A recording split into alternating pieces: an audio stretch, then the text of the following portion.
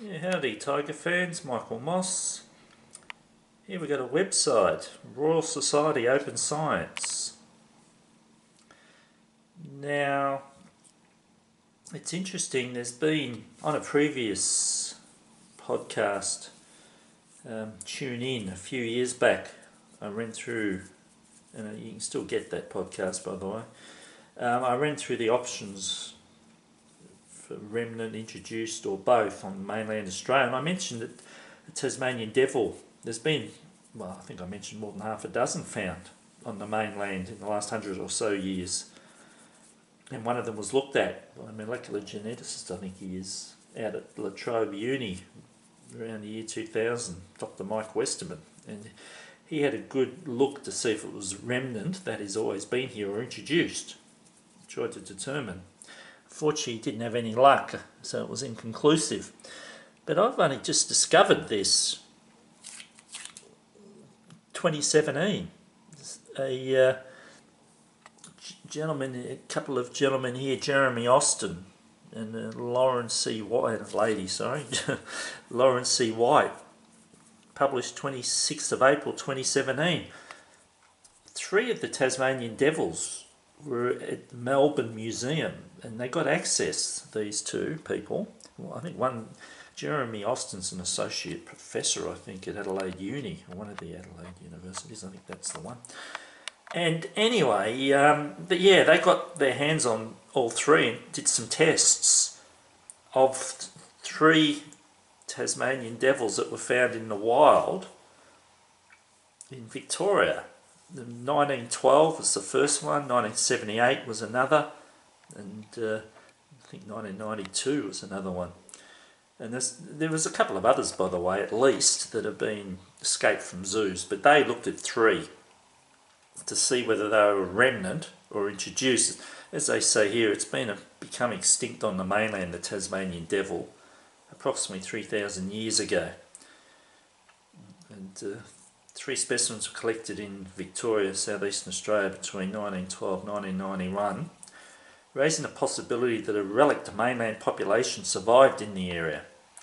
Alternatively, these devils may have escaped captivity or were deliberately released after being transported from Tasmania, a practice that has been strictly controlled since the onset of devil facial disease in the early 1990s.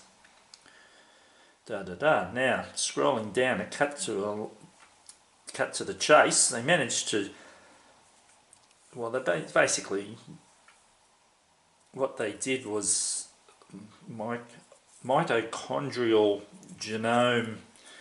They basically recognised something in the genetics there that distinguished between Tasmanian and ancient mainland populations. So they put it to the test. Okay, and the 3 Victorian devil specimens have the same 7 SNPs diagnostic of modern Tasmanian devils, confirming that they were most likely transported from Tasmania and do not represent a remnant population of mainland devils. So there you go.